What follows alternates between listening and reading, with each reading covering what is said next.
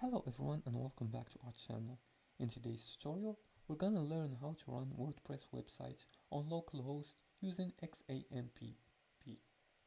Now before we start, WordPress is a good website if you want to create your own websites, and you can use a lot of the plugins here to facilitate this process.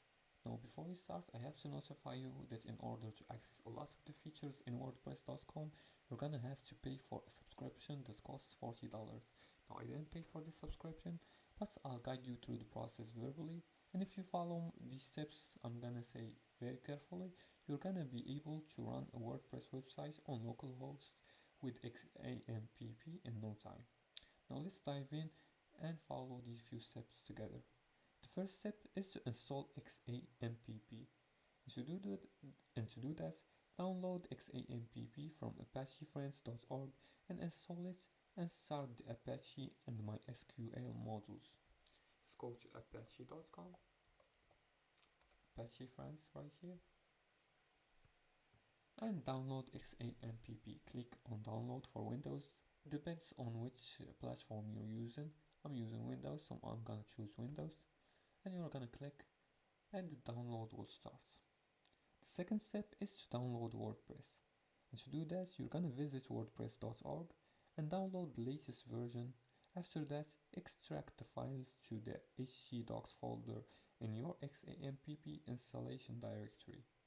Let's go to wordpress.org. Let's see, wordpress.org